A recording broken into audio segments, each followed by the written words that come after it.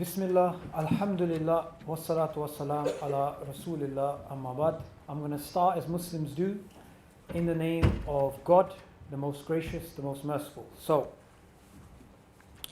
what I'm going to be speaking about today is Darwinian evolution a fact?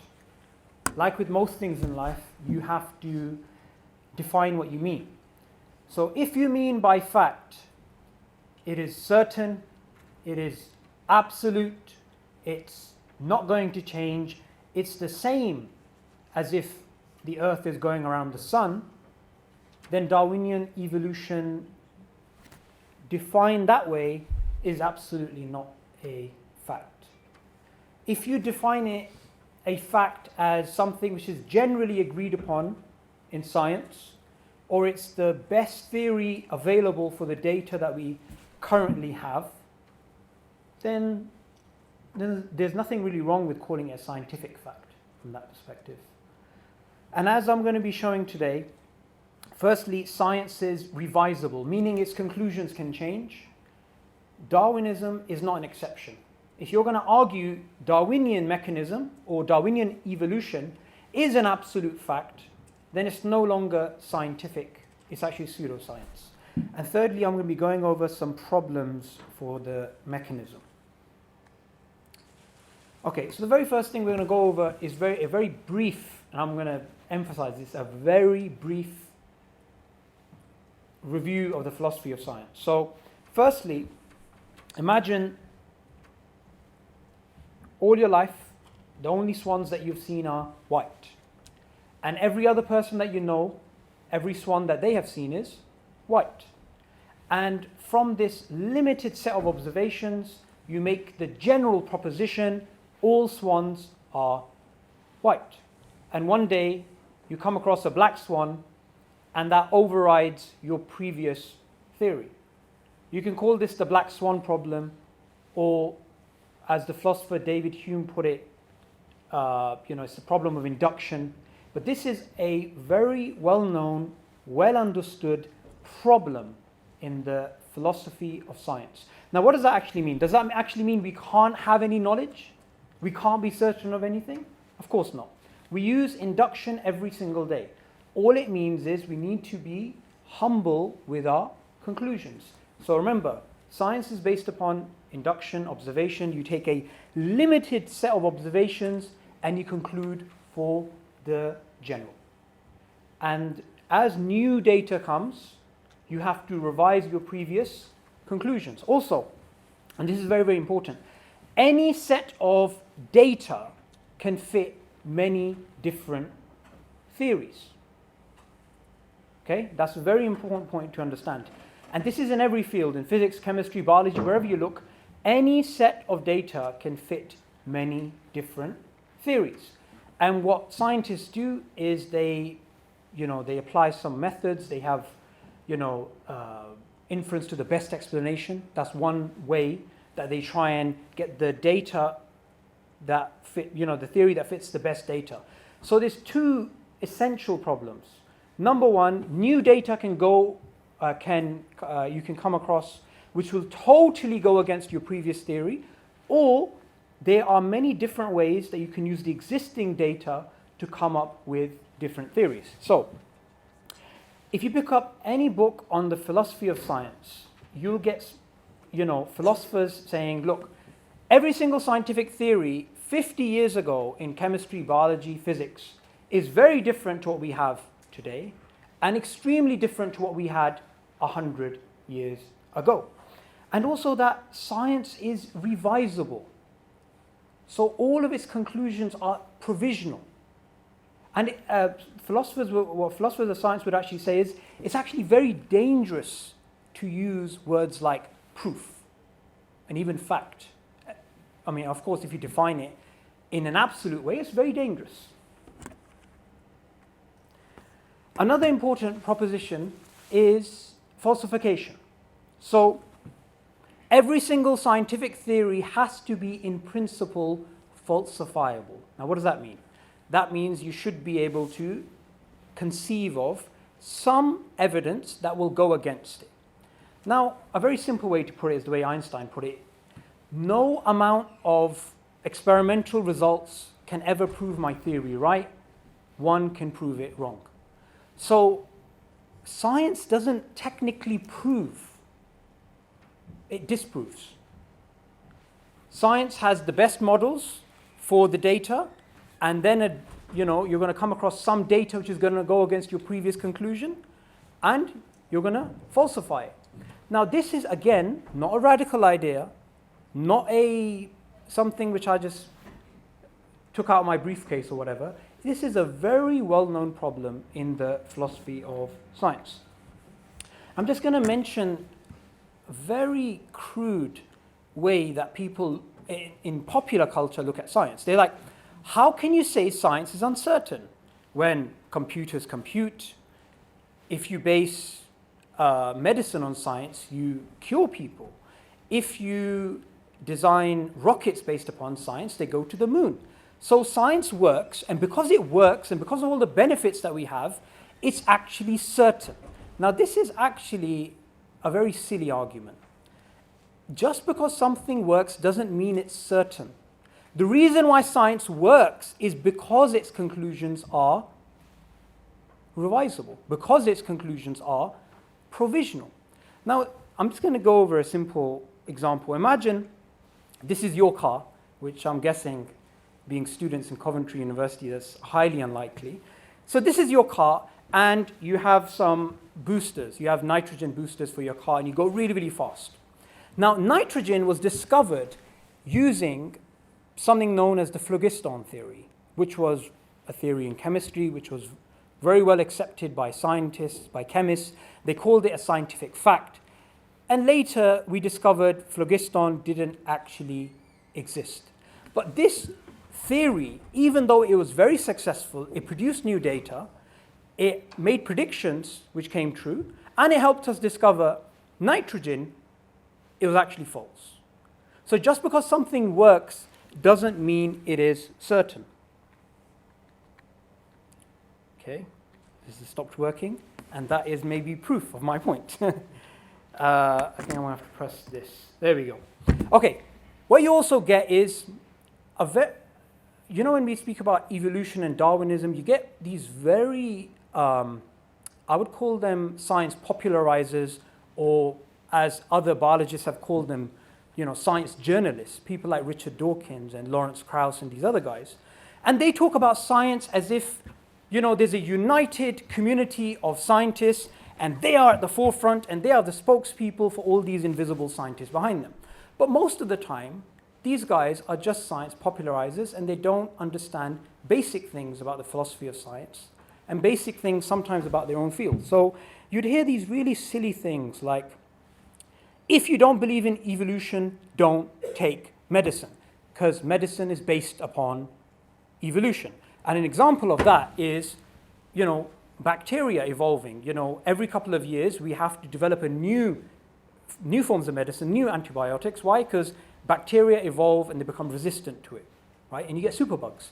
So they say this is evolution, and medicine is based upon this. So if you don't believe in evolution, don't take medicine. Okay, there's quite a few problems with here. Number one, as I'm going to show later, there's a word game being played. It's bait and switch, right? Speaking about evolution in the same way that you speak about Darwinism, right? The other thing is, just because something works doesn't mean it's true.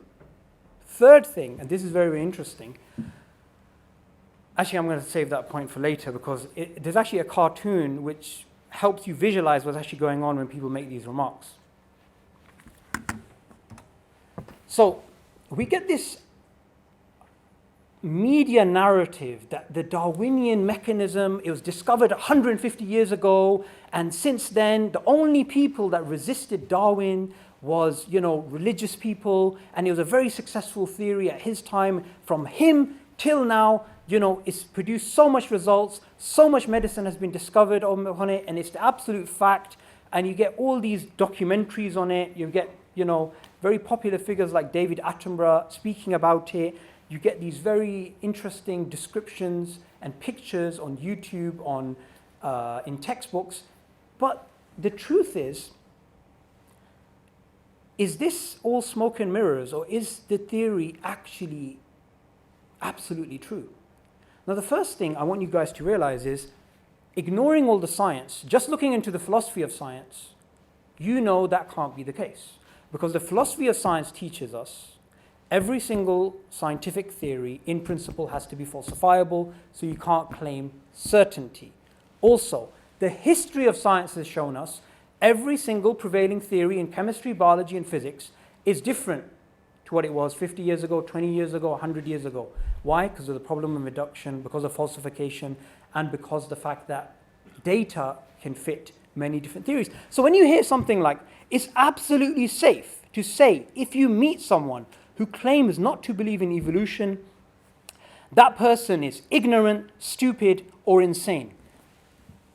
Now, anybody like a very well-known person like Richard Dawkins, when he says that to you, or says that to the public, you would think this thing has to be true if he has that much proof. But as we're going to see later, even he acknowledges that, you know, it can change, it can modify. In fact, you can even get rid of it. And new data can come, and you can have, you know, a completely different theory of evolution.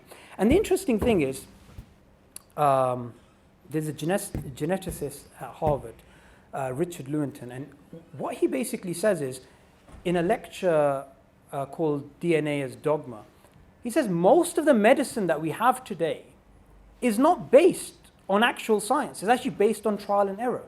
So when you get past all the media narratives, when you get past all the science popularizers, the science journalists like Richard Dawkins, you actually get to see it's actually not as certain as people claim it is.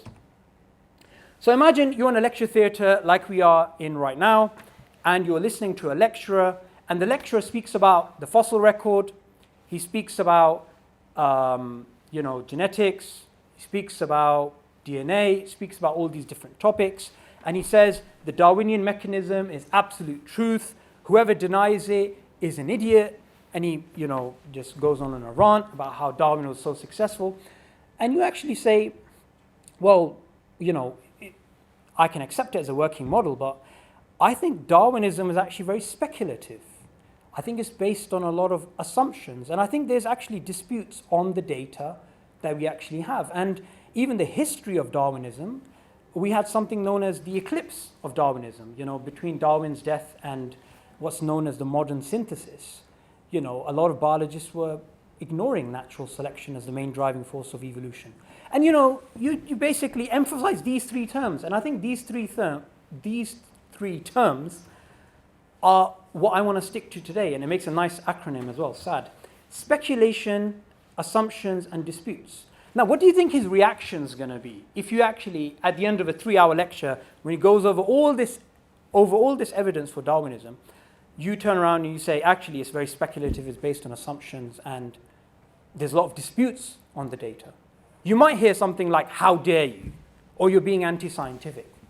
What's really interesting is, as I'm going to show, all of these things which I just said and the terms that I'm using are actually used by mainstream secular biologists.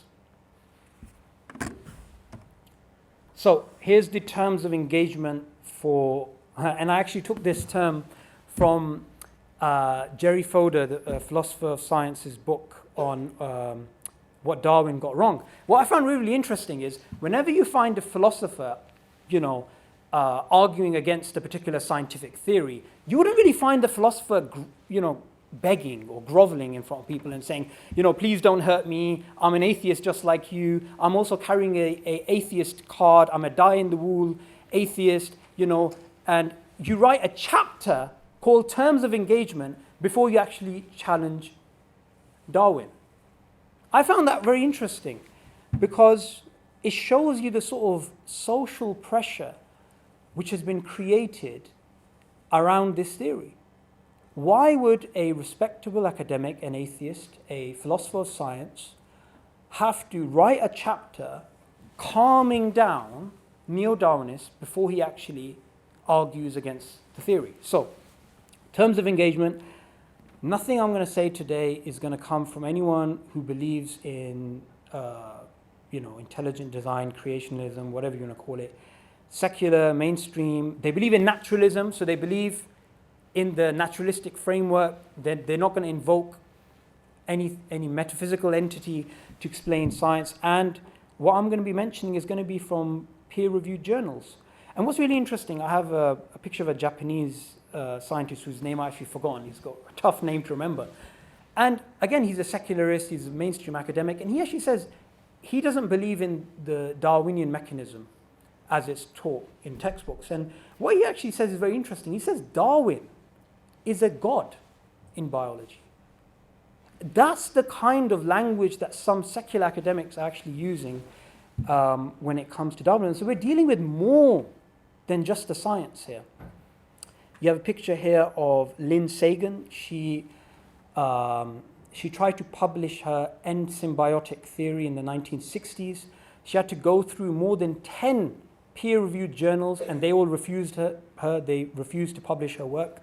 And now her theory is taught in every single university in the world, including Coventry University, right?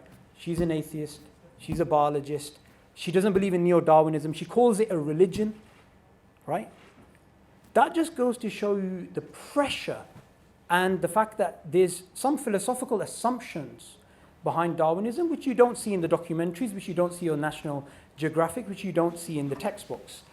And interestingly enough, Thomas Huxley's grandson, Julian Huxley, in 1959, 100 years after the publication of The Origin of Species, he proclaimed Darwinism as a universal religion for mankind, right? So whether it's atheist biologists like Lynn Sagan, who are against the Darwinian mechanism, or it's people who are very important in the modern synthesis, like Julian Huxley, they both agree on one thing at least when it comes to Darwinism. It's definitely more than science. It is a philosophical worldview. Okay, now, because Jerry Fodor had to have his own terms of engagement, which I agreed with, he still got attacked. He got called a secular creationist. And because of that and other reasons, I actually have my own terms of engagement, which I've called the Neo-Darwinian self-defense, right? So firstly, the claim that you get as soon as you challenge Darwinism as a mechanism is, oh, you're being anti-scientific. You're going to hear this all the time. You're being anti-scientific. That's actually not true, because science, all of its conclusions are provisional. You're not going to hear that from Richard Dawkins, obviously.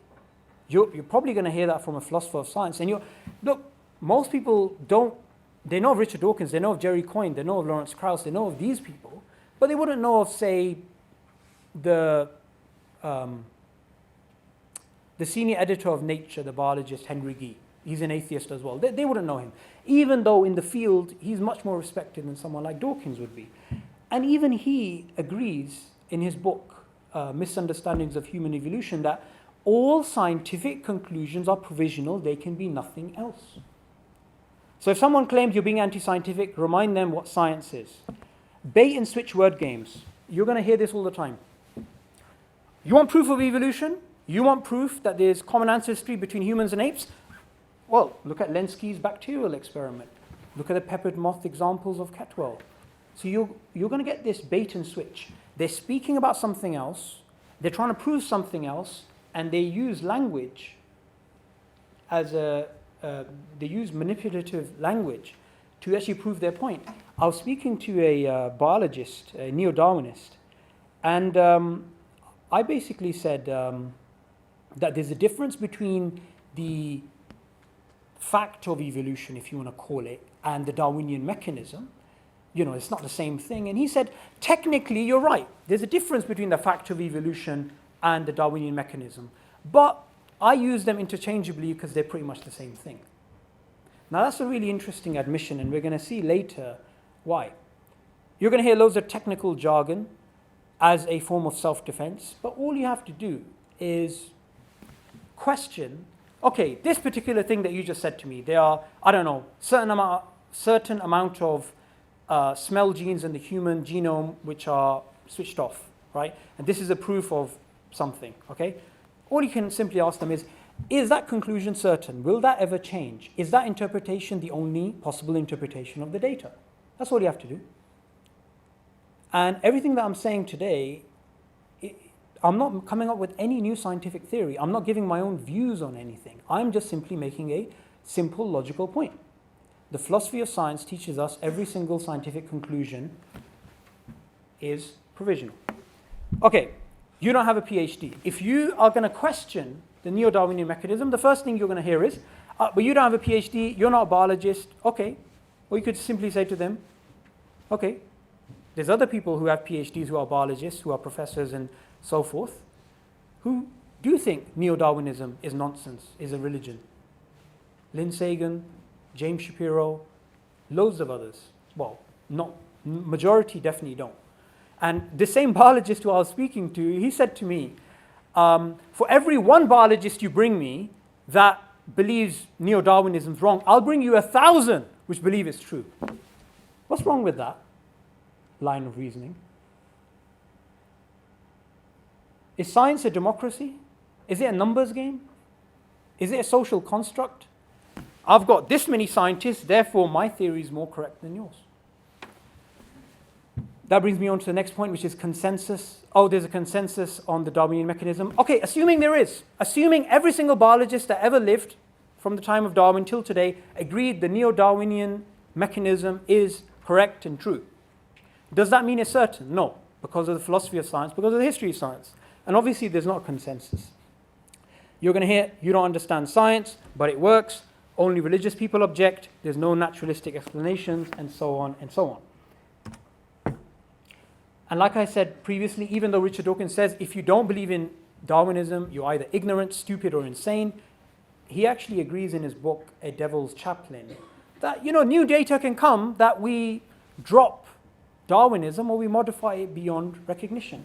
But that's just a very small admission that he makes. So even he realizes, science can change. And remember, if you look at something from a very short period, it looks, it's true, it's not going to change. But if you look at science over a longer period, you'll find things always change.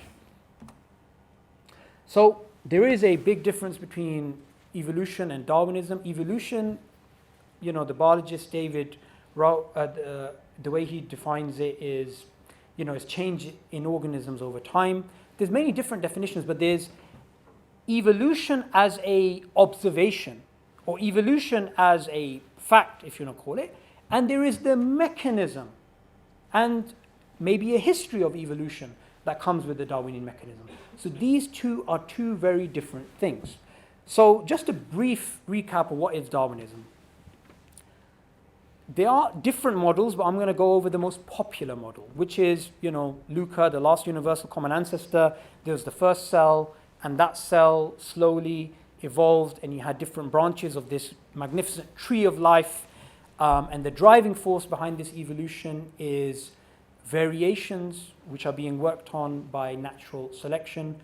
You can call it mutations instead of variations, doesn't really make a difference. So that's basically it, and that accounts for all of the diversity of life as we know it. Bait and switch. So here's a very simple, two very simple pictures to understand bait and switch. Evolution is just a theory, like gravity. Okay, from what I've said now, evolution is an observation like gravity. There's nothing wrong with saying that. But gravity is an observation, and the theory to explain it is general relativity. Evolution is an observation, and the theory to explain it is the Darwinian mechanism, or the Neo-Darwinian synthesis, whatever you want to call it. So these are two very different things. They have different epistemic weights. Of course they do. And you'll find something like this picture, sometimes deliberate, sometimes accidental, where someone might say, I see evolution happening in my lab. It's a fact. And he's talking about maybe something similar to Ketwell's, peppered moth example. And the child's thinking, oh, he sees, a small fish turning into a primate or something like that. Okay, I'm going to quickly go over some general biological problems for Darwinism. So the tree of life, according to the Origin of Species, was not a metaphor. It was a discovery. And this is another bait and switch that you're going to see Neo-Darwinists use. When you speak about problems with the tree of life, they say, oh, that's actually a metaphor. It's not actually a discovery. It's not actually an observation. But to Darwin it was, and to most Neo-Darwinists it actually is. Now, horizontal gene transfer, something which was discovered in the 90s, this was something that really blurred out the tree idea in the minds of some biologists, even though most of them today still believe in the tree idea. The biologist Ford Doolittle, again another atheist, he published a paper, and I always hear this very ridiculous argument. Whoa, if you have a great argument against Darwinism, why don't you just publish in a peer-reviewed journal? And my answer is, well, why would I need to do that when Ford Doolittle and others have already done it? And the interesting thing is, most of the people who make this very ridiculous argument don't actually know the science. So what Ford basically concludes is the history of life cannot properly be represented as a tree. And together along with him, another atheist biologist, very well known for developing the field, is the biologist Carl Woese. We have the 3 domains of the tree of life, and he actually discovered the 3rd domain. And he describes life more like a web than a tree. And this again shows you the inductive nature of science. The tree of life may have been taught as a fact in documentaries, in textbooks. You might have learnt it as a fact when you were at school. Some biologists may still call it a fact. But as you can see, some biologists disagree because of new data, the problem of induction, the black swan example. We don't know what we don't know. It's not that we don't know something about something we know. It's the fact that we don't know something about what we don't know. We can get new data which is so novel, it creates a paradigm shift in our theories.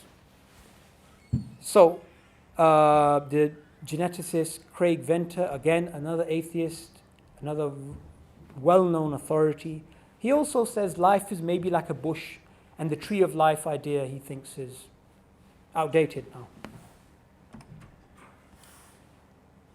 Okay, natural selection and mutations. Now, not all biologists agree that natural selection working on variations is the main driving force of evolution. Some believe it is not.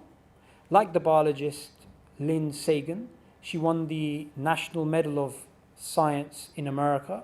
She is again an atheist, so she's not going to have a religious bias. And this is exactly what she said. She says natural selection eliminates or maybe maintains. She proposes a completely different naturalistic mechanism.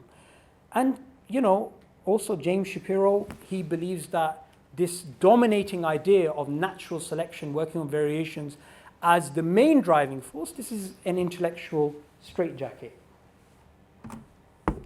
The gene-centered view. So what is the gene-centered view?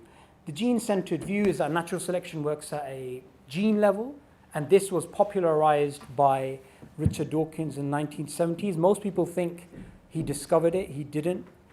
That was W.D. Hamilton. And since then, it's been taught as a fact. And this has been one of the main ideas in the modern synthesis, the gene-centered view. In 2010, the biologist E.O. Wilson, he published a paper, and in this paper, he challenged the gene-centered view. And they were going back and forth, and there was a lot of disagreement. And E.O. Wilson, his book was reviewed by Dawkins, and Dawkins basically said, these are all the biologists which agree with me, and, the multi-level selection idea of E.O. Wilson, it's not right, and so forth. And then E.O. Wilson said, well, the only disagreements I have is with real scientists, not journalists, right? So you have this back and forth, and according to some commentators in the field, the reputation of evolutionary biology here is at stake, because this is one of the central ideas. Now, I'm not going to make an argument for the gene-centered view is better than the multi-level selection or the other way around. All this example goes to show is there is an inductive nature of the science here.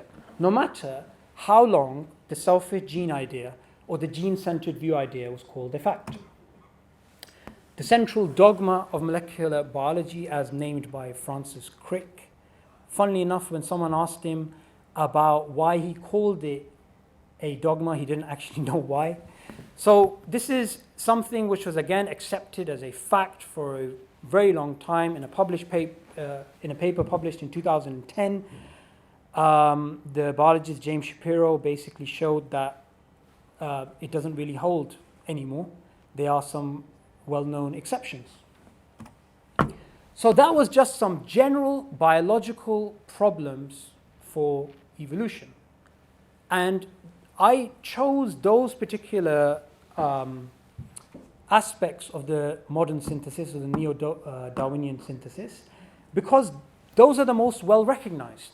There are others as well, but the tree of life and natural selection working on variations and the gene-centered view and the central dogma are probably the most well-known.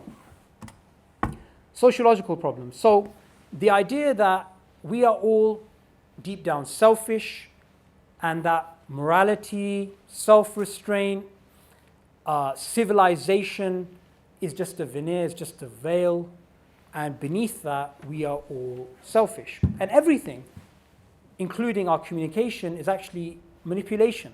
Manipulation for what end? When we mean selfishness, we don't just mean open-ended selfishness. We mean for your survival and reproduction, that every organism is out there for himself to survive and reproduce. And if that means at the cost of others, then so be it. We are deep down selfish. Now, there's some very visual problems with that.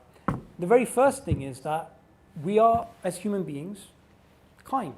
We have altruism. We have morality. We do have civilization. We do actually have hospitals, which is a very big monument to prove how the survival of the unfittest is the hallmark of humanity. So how do neo-Darwinists deal with the problem of selfishness? I mean, selflessness. Well, they would say something like, well, there's kin selection. So I was reading in this book written by a very intelligent man who should know better about, this caveman. The caveman basically thinks to himself, well, I just found a tree here. So, if I tell the other cavemen about this tree, then I'm less likely to survive because they'll get most of the food and there's a shortage of food.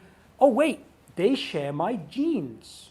So if I help them, I'm actually helping my own genes because they are my kin. That's my brother and that's my cousin. So they explain the fact that the caveman goes and tells the others about the tree because he actually cares about himself. So by telling them about the tree, he's actually being just as selfish as if he was just eating it all by himself. And the biologist J.B.S. Haldane, again, another very important figure in the modern synthesis, he said, I would lay down my life for 2 brothers or 8 cousins. So you guys get the point here.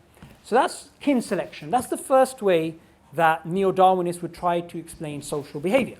The second is reciprocal altruism. So you don't really care about someone you're going to help.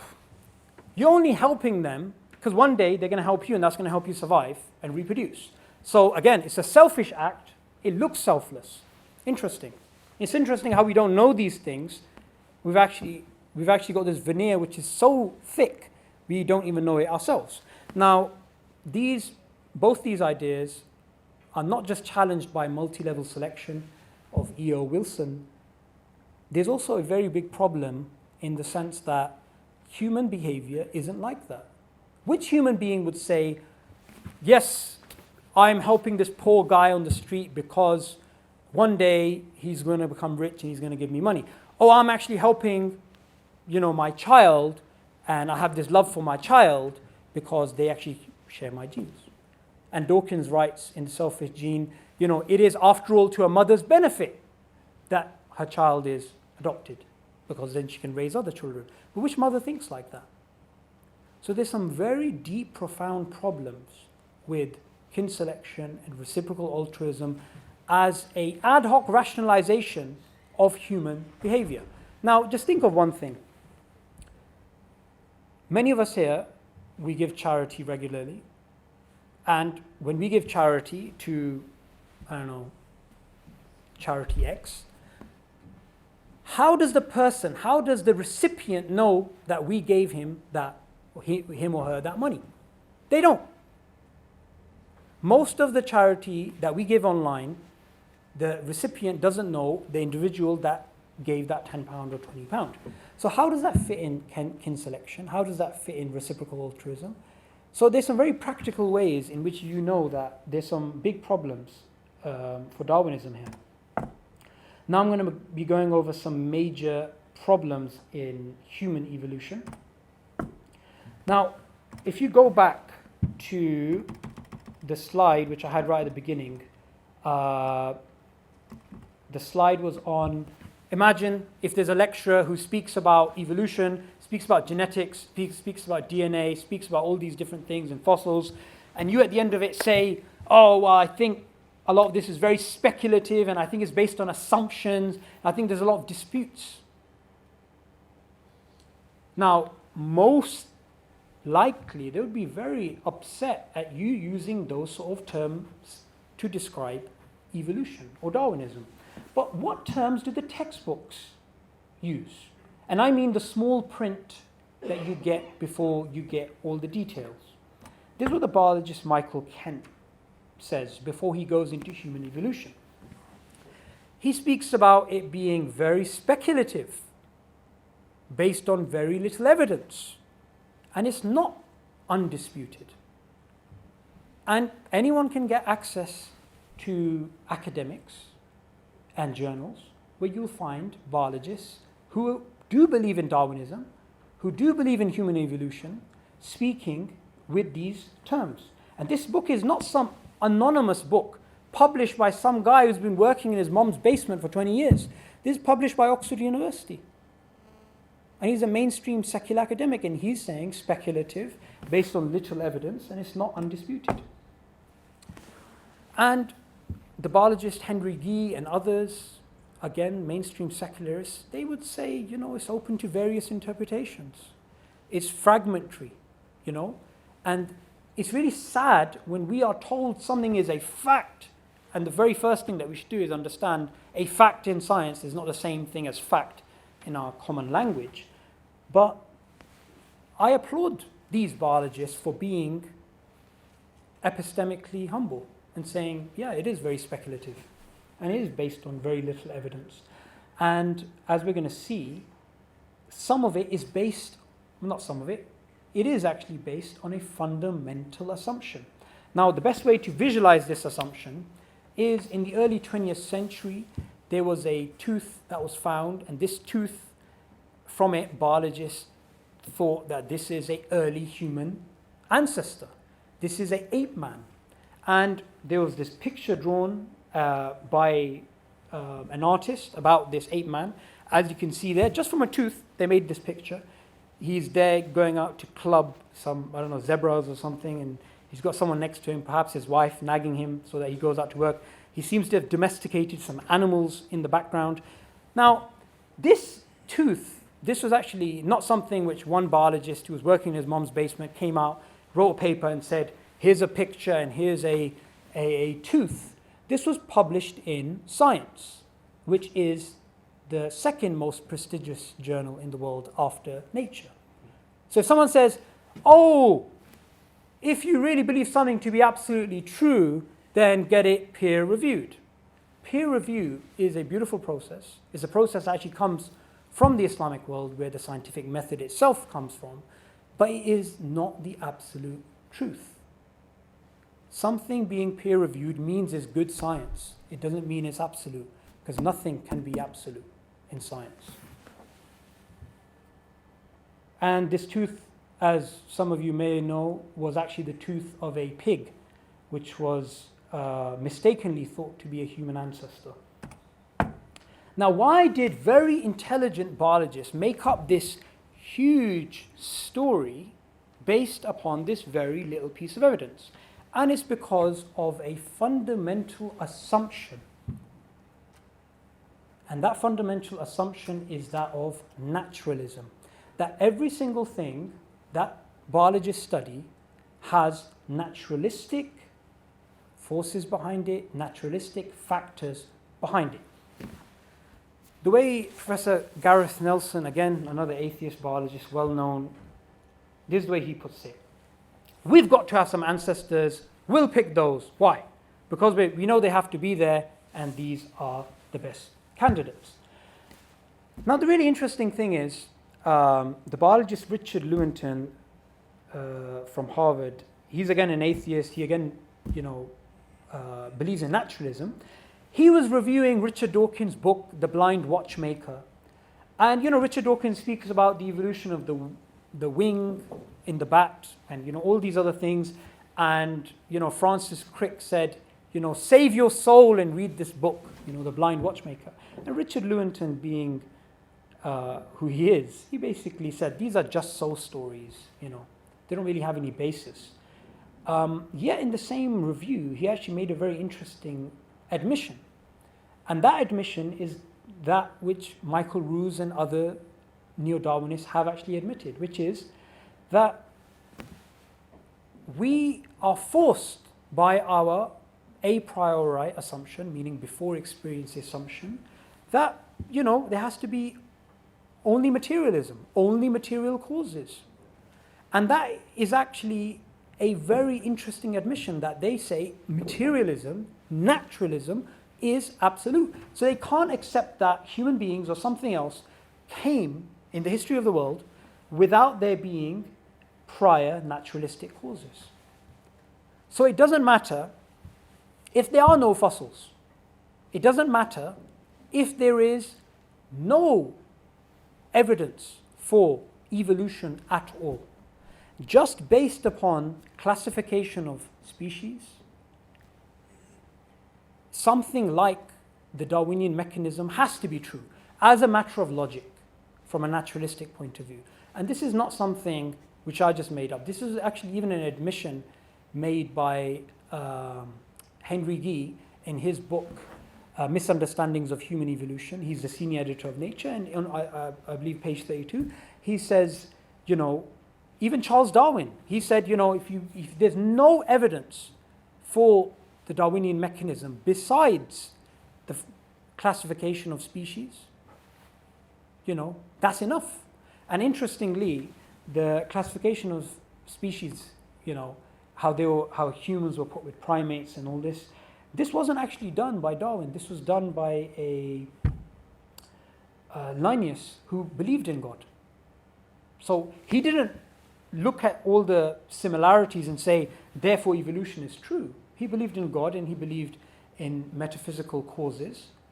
But if you already come to data with the baggage of naturalism, with the assumption of methodological naturalism, something like the Darwinian mechanism, the Darwinian history of life has to be true as a matter of logic. And the philosopher of science, Michael Ruse, he actually admitted to this.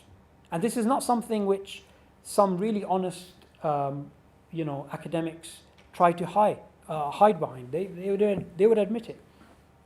So I'm just going to go over some alternative theories when it comes to evolution. And the reason why I'm going to come up with, explain these, is simply to show it's all valid within science. Because remember, any set of data can support many different theories. It's not deductive. Any set of data can fit many different theories. Now, if you have a naturalistic theory, it's science. If you have something which is non-naturalistic, it's not science by definition. So panspermia is the idea that life was seeded on Earth. Because remember, even if you go back to the first cell is very complicated, right? It's not something which you can say, the first cell is just protoplasm, it's nothing really. It's actually something very complicated. So very intelligent biologists like Francis Crick, he proposed maybe life, evolved somewhere else and was seeded on Earth by, extraterrestrial beings, aliens perhaps. This is something which other biologists also think possible, right? Now that's allowed within the framework of naturalism. So if someone turns around and says to you, you believe in intelligent design, say to them, well, so does Francis Crick, but a naturalistic type of intelligent design.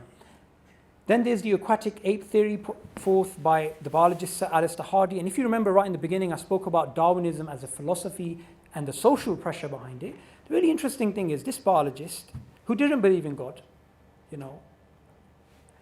he waited something like 30 years to publish his aquatic ape theory, or the waterside theory, which was a radical idea which challenged the conventional idea of human evolution.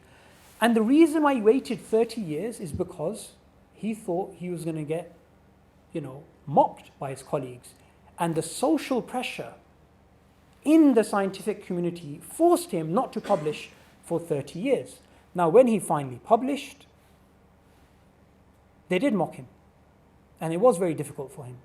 And what he basically proposed is this. There's many different things about human beings which can't be explained if we just stick to the conventional theory that we have a common ancestor with the apes, which came down from the trees, slowly became bipedal. He believes we became bipedal as in walking on two in water.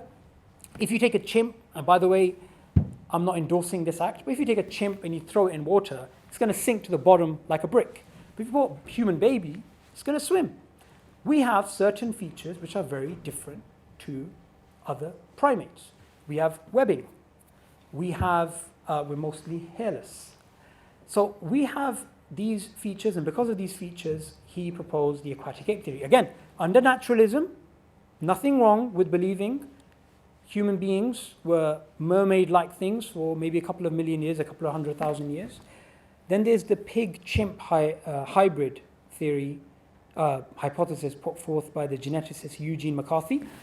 And what he basically says is this. He says, certain things about human beings do not make sense if we are purely linked to other primates. He believes there must have been some sort of breeding with a pig, between a pig and a chimp, and that created the human line. And his logic is, he has a few reasons he gives for this proposal, but, the human heart is very similar to a pig. Gorillas, chimpanzees, they have a penis bone. Humans don't have a penis bone. So a lot of other reasons, and he basically says, he believes in the pig-chimp hypothesis, and most biologists would say, no, this is nonsense. There is no pig in our family. But the reason why I'm showing these examples is to show all of them are valid, and they're scientific, because they fall under naturalism. And Francis Crick put it in a very interesting way. He said, biologists must constantly keep in mind that what they see is not designed, but rather evolved. Now, the first thing I want to speak about is there's a thing which is always thrown around a lot, but there's not enough of them, apparently. It's actually fossils. Fossils are very rare, and fossilization is very rare. And when you get this picture of, we have these nice fossils which show a transition between an ape-like creature to a human-like creature, and we split from the other primates about 7 million years ago. Fossils are very, very rare. So for someone to make the claim that we have fossils and this proves evolution, they've misunderstood how rare fossils actually are. In a paper published in Science, one biologist described it as working out the plot of War and Peace with 13 randomly selected pages. Now, War and Peace, for those of us who, haven't read it, I haven't read it, but what I do know is it has over 500,000 words, right? So it's a big book. So that analogy goes to show you what problems there are when it comes to fossils and trying to put together a story using them. And this whole idea of a missing link, it's very popular. It's used by, even people who we sometimes consider to be mainstream scientists. But there's some big problems. If you imagine you get these very famous YouTube clips where somebody's taking a picture of themselves every single day for like 20 years, 15 years, you see a nice, gradual change And every single picture, if you imagine, is like a fossil. So you get a nice change over 10 years or 15 years, or in this case 2 years. And if you imagine those pictures that you have from which you make the video, if there's, I don't know, 2-3 days missing, maybe a week missing, you may call that the missing link. But with the fossil record, we have the exact opposite. We firstly do not know, and we can't say with percentage how many organisms or how many species there actually are. So the philosopher of biology, John Wilkins, another atheist secularist, he says, there could be potentially millions of missing species that we don't even know about. There could be, an indefinite number of missing branches. What we have is random snapshots. Between the time of, say, something like the Lucy-like ancestor and a anatomically modern human, us, there is a couple of million years. You'd need millions of fossils to make a nice transition. Now, we're not expecting Neo-Darwinists to have that because fossilization is very rare. It's like, you could say it's like lightning hitting an area. But what's important is, if you are going to make a story based upon very little evidence and assumptions, and which is speculative, no problem. There's nothing wrong with doing that, as long as you are open about the fact that there are assumptions and it is very speculative. Henry Gee, in his book, Misunderstandings of Human Evolution, and in Deep Time and other books, he puts it in a very colorful way. He says, look, no fossil is buried with a birth certificate. So to take a line of fossils and say, this is the ancestor of this and this is the ancestor of this, he says, look, this is not even a scientific hypothesis. It's a bedtime story. And in his book, he draws a imaginary tree of life. And on the imaginary tree of life, he plots random fossils. He's very careful, and he admits this, to not putting the fossils at the branching points because we don't have enough information. Then what he does is he takes these random fossils and he draws a line, that's line A. Then he draws another line, radically different, line B, and another line, radically different, line C. And he says all of these are equally valid, and you can't actually say one is more valid than the other. And how many lines can you get from a plot? An indefinite number. So he does believe in Neo-Darwinism. He does believe in human evolution. But what's really interesting about him, as opposed to Richard Dawkins and Jerry Coyne and others, is he's very honest about just how speculative this is. So when someone turns around, and I've heard these stupid things, oh, evolution is deductive because you can take a line of fossils, there you go. Well, according to Henry Gee and others, you can't take any fossil and say for sure this is a human ancestor. Although he believes, like Gareth Nelson mentioned previously, there has to be human ancestors because he is a naturalist. Okay, again, Gareth Nelson, he puts it in the same way. He says, to go to the fossil record and to try and take a line of fossils and say, this is a descendant of this, it's an illusion. But, and this is a very important thing, and this is the admission that he makes, and something which other people bank on. It sounds very authoritative. We have the fossils. I think it's actually quite deceiving to do that. And as we're going to see in a few examples, there is sometimes very big deception going on the macro level, if you want to call it that. Now, I'm just going to go back to my point of classification. Linnaeus put together all of the living world as he saw it into categories. He didn't automatically deduce evolution from it and say this evolved from this and there's common ancestors. But this is something which you would have to do as a matter of logic if you subscribe to naturalism. Something like the Darwinian mechanism or Darwinian evolution has to be true. Now, so this particular point about human-chimp DNA similarity, 99%, is irrelevant from that point because we know whether you look at it physically or you look at it from a DNA perspective, obviously there's going to be similarities because there's physical similarities. But to say because there's a similarity between a human and a chimp, therefore that necessarily proves that they have a common ancestor. This argument doesn't work, but I'm just going to give this example. Since 1975, the experiment done by King and Wilson, this idea of 99% has been thrown around, right? That there's 99% similarity between humans and chimps, and this proves common ancestry. Now, like I mentioned before, even if it was 99%, it doesn't necessarily prove human-chimp ancestry.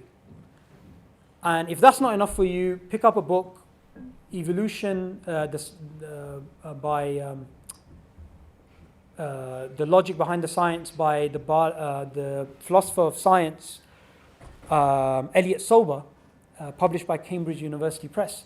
And he goes over this particular point. He says, it doesn't necessarily, humans and mushrooms are different.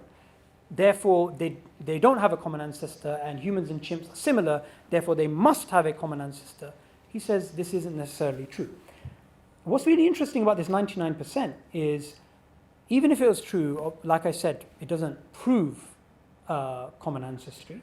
What's really interesting is, in a paper published by John Cohen, and he cites other biologists, they basically say because of missing DNA, extra genes, altered connections in gene networks, and the very structure of chromosomes, it's actually very hard to work out humanness and chimpness. In fact, you can't even calculate properly a percentage difference between any two living organisms.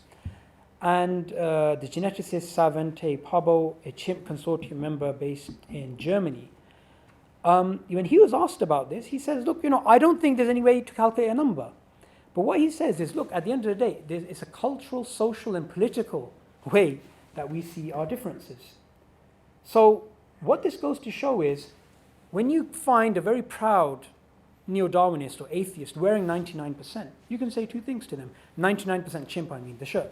Firstly, to claim that 99%, assuming it's true, is proof of common ancestry, that's based on the assumption of naturalism. Two, it's not even 99%. In fact, what the biologists did, if you imagine, you would think 99% was calculated in this way. Take out the chimp genome, human genome, 99% similarity, right? That's not what they did. They actually compared both of them. They saw 2.4 billion letters which are similar. They saw 1.3 billion letters which were different. They decided to ignore the 1.3 billion letters and only compare what was left over, and they calculated the 99%. Now you're going to think that's nuts. Why on earth did they do that? But there's nothing wrong with doing that, because what they did is they assumed common ancestry between humans and chimps is true. So all of the differences in the DNA, the 1.3 billion letters, they said, let's ignore that. There's nothing wrong with that, because their assumption is that common ancestry is true.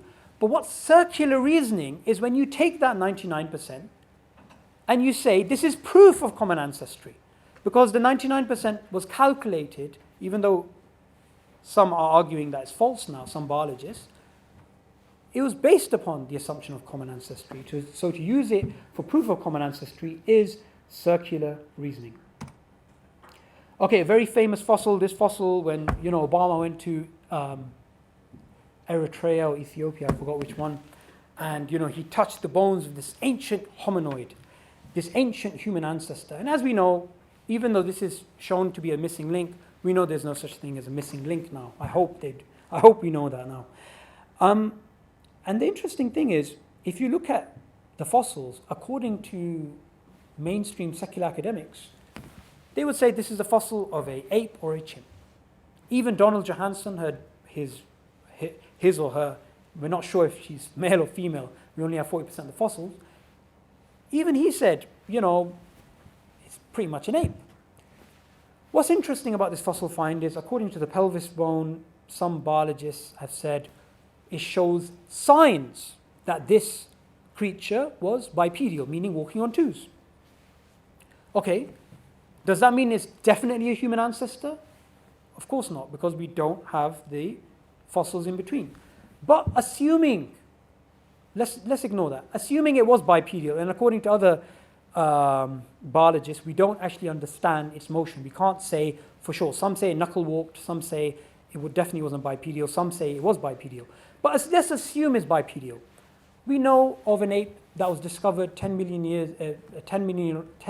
year old fossil in Italy, which was a fully bipedal, meaning walking on two legs ape. And paleontologists know this ape has nothing to do with human ancestry. So this very popular fossil, when you actually look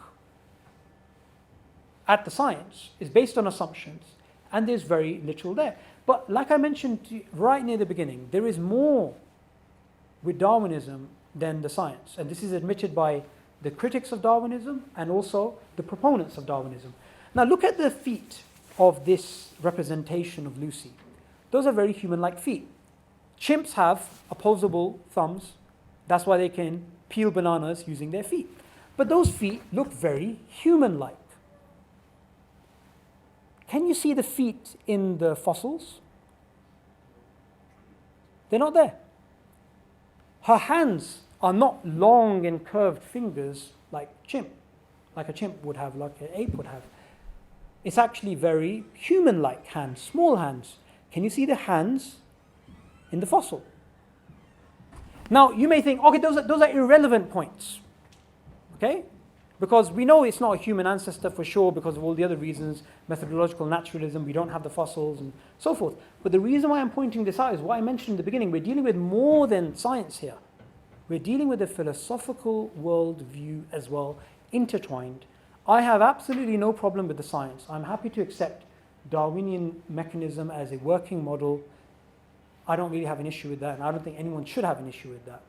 I have an issue, and likewise philosophers of science have an issue when you claim certainty on an idea, and when you're not honest about the assumptions behind it, and the fact that there is actually a lot of philosophy involved. 2009, this very famous fossil, Ida, this was shown all over the world. There was books on this, there was documentaries on this. This came on the History Channel, it came on many different channels, and it was translated into different languages. Google 2009 put this famous fossil Ida on its front page, and just for the sake of amusement, I put Ida fossil in Google, and it is the most famous fossil you can imagine. Almost 500,000 hits on this fossil. The paleontologist John Hume, he said about this fossil, it's the scientific equivalent of the Holy Grail. It's going to be taught in the textbooks for the next 100 years. David Attenborough said, it's not a matter of imagination, it's not a matter of suggestions, it's fact, it's true, this is a human ancestor. And after all the press, circus, and that's the words Henry Gee uses for it, after all that was over, and after all the dust settled, and the millions of people were exposed to this human ancestor in a journal, Nature, it was concluded Ida has nothing to do with human ancestry. So the reason why I brought this up is to show the level of propaganda, the level of social pressure, marketing behind the Darwinian mechanism. Now, one of the proofs of evolution of the Darwinian mechanism is the idea of vestigial organs. Now, like I mentioned previously, some things which are put forth as fact, like all biologists have consensus on these things, this is not necessarily the case. One of the things that we hear a lot is the coccyx, it's a vestigial organ, it's absolutely useless, you don't need it. Well, I would say, okay, fine. If you believe the coccyx is a absolutely useless organ, take it out. I'll take you to the monument of the survival of the unfittest. I'll take you to the hospital. I'll pay for it. Get it removed. Have a seat. If you're not willing to put your back side online with an argument, then don't open your mouth. If you believe this to be a vestigial organ, take it out. You'll find you won't be able to sit down. This does actually have some function.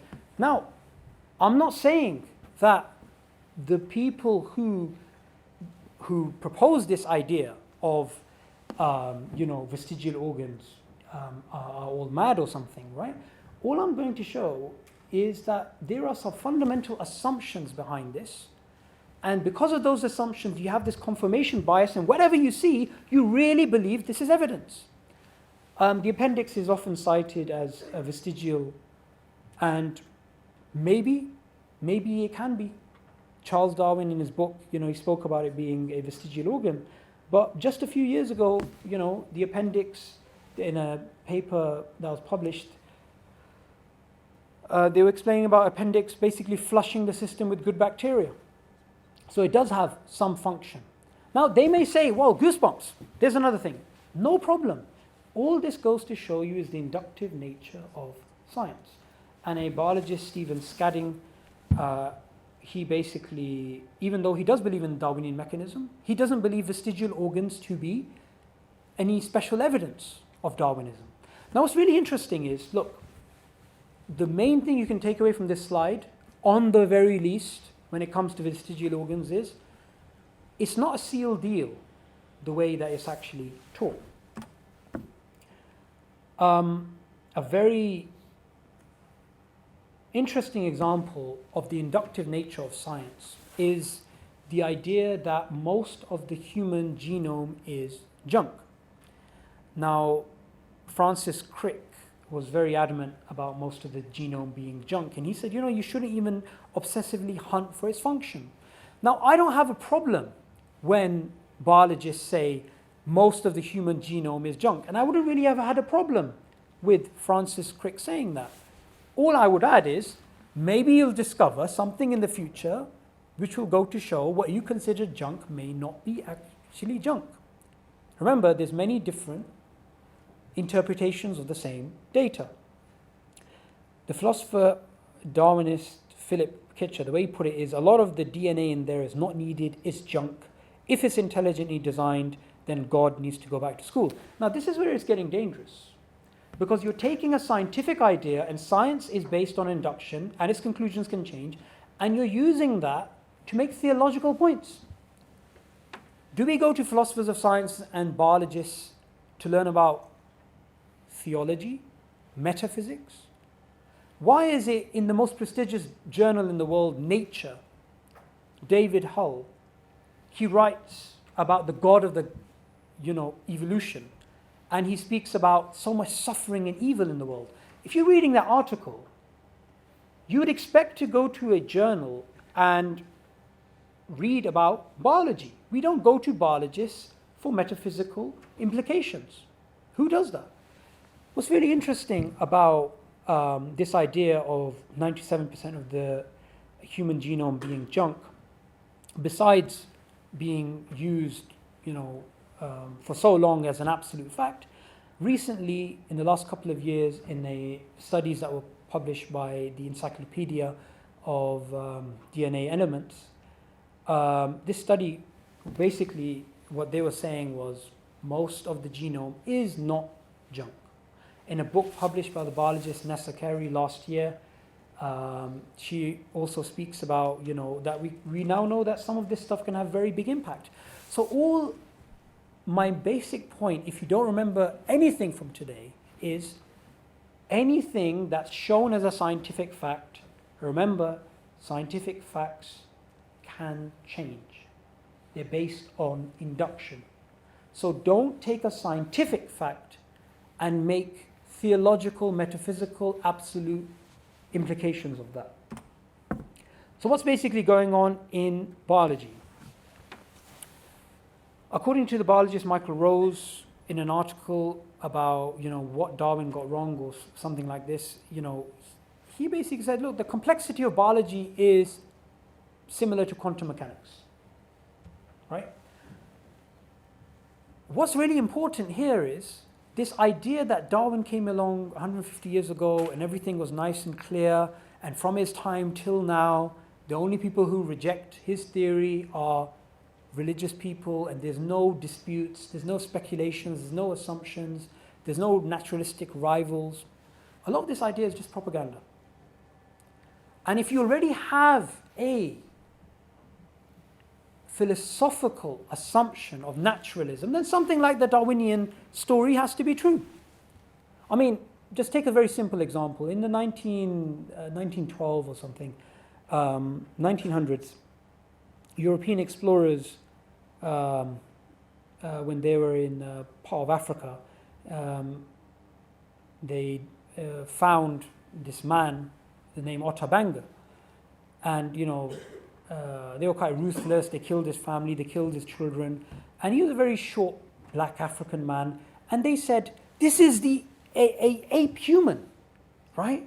And they took him to New York. They put him in a human zoo, and when some colored people, as they were known back then, when they went and they tried to get him released, the reply was, the colored reverend must understand evolution is as debatable as the multiplication table. You're not going to challenge the multiplication table, are you? Now, the reason why I'm bringing up this example is to show you confirmation bias. If you really believe something to be true because of your philosophical ideas, then anything, even a short black guy, is going to start looking like evidence for human evolution.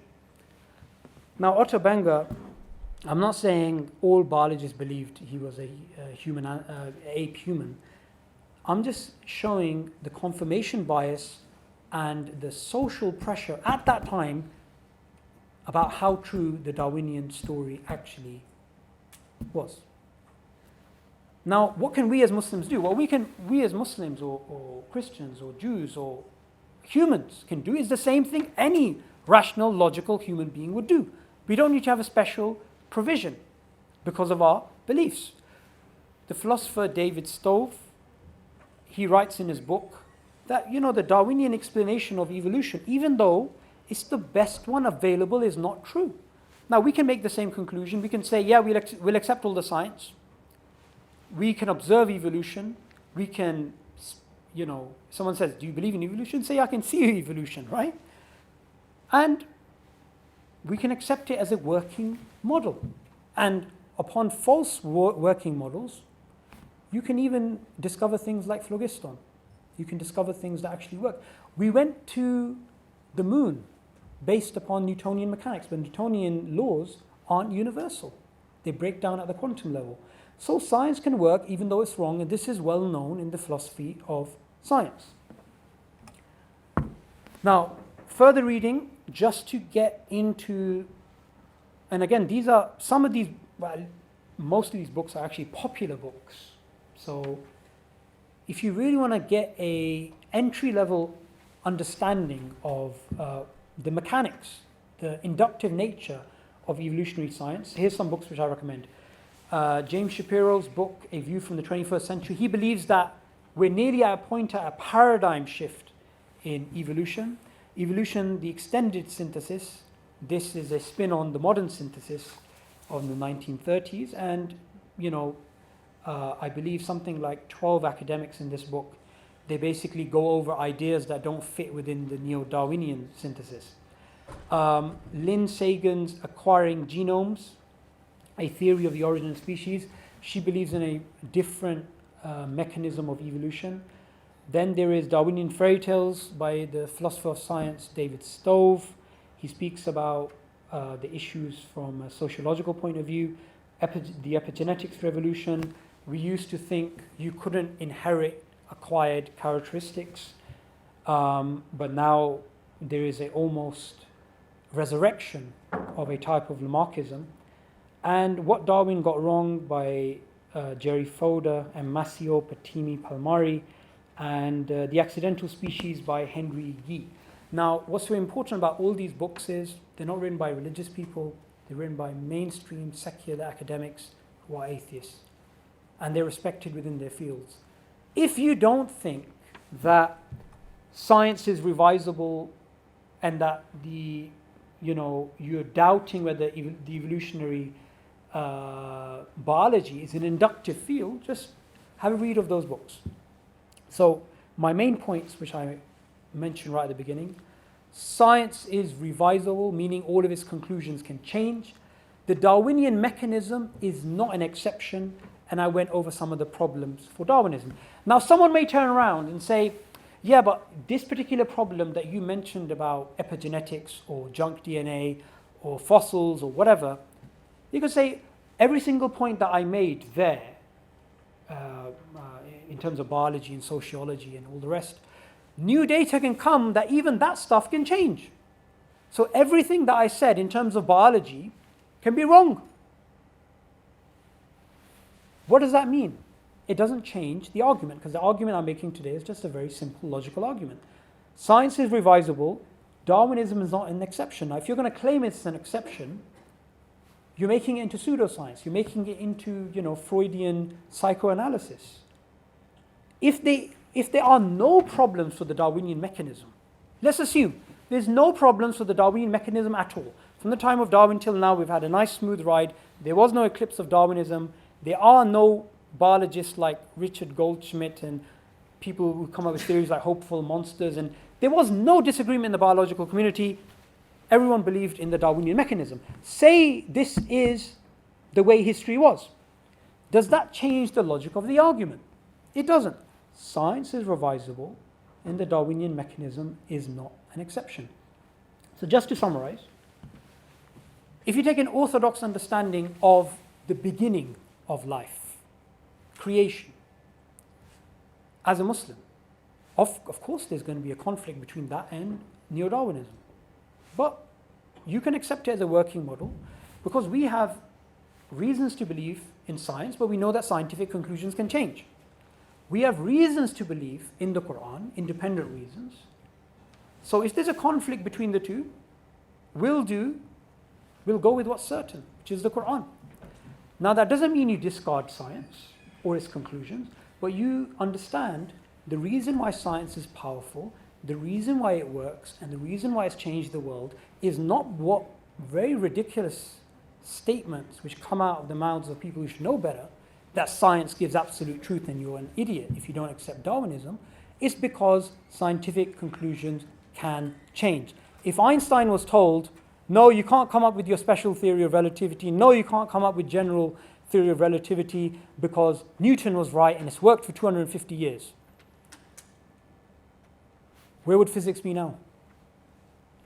We know that the history of science shows all scientific conclusions can change, and the philosophy of science shows why. And like I mentioned right near the beginning, and I gave some reasons for that, Darwinism is much more than a scientific theory or a model for some people.